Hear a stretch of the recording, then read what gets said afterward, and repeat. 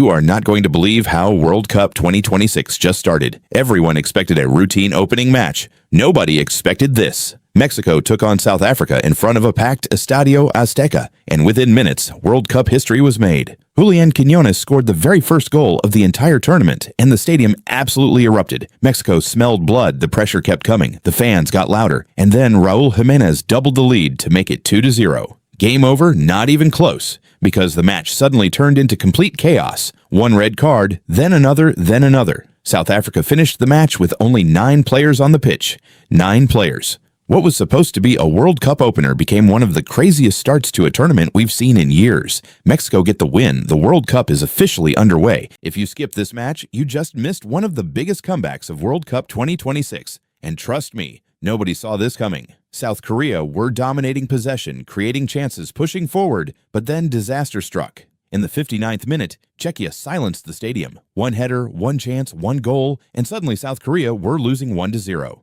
At that moment, it felt over, but World Cup football doesn't care about your script. Just 8 minutes later, South Korea hit back 1-1. The crowd exploded. The momentum completely changed. Now Czechia couldn't breathe. Wave after wave of Korean attacks kept coming, and then the moment that changed everything, 80 minutes on the clock. One shot, one finish, 2-1 South Korea. A stunning comeback from 1 goal down to all 3 points secured. And if Matchday 1 is already producing games like this, what is this World Cup going to look like in the knockout rounds? So I've got a question for you. Is South Korea a genuine dark horse for World Cup 2026? Or was this just Matchday 1 magic? This match was supposed to be Canada's big World Cup statement. Instead, it became one of the biggest surprises. Playing at home-packed stadium, thousands of Canadian fans expecting a dream start, and for a while, it looked exactly like that.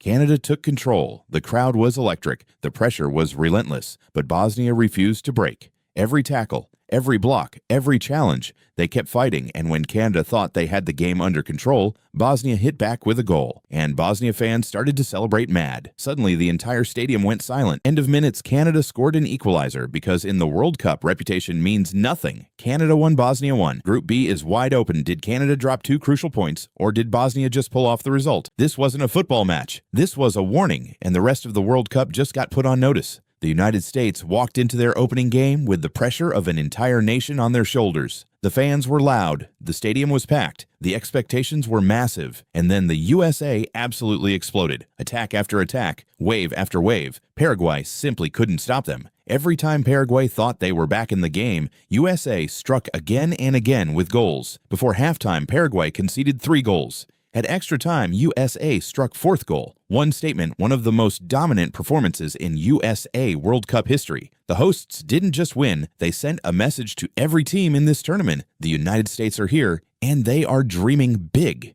USA scored 4, where Paraguay with one question is, can anybody stop them, or just luck, or Pochettino's masterclass? Comment below and follow and subscribe, because I'm bringing you every goal, every upset, and every World Cup story from start to finish.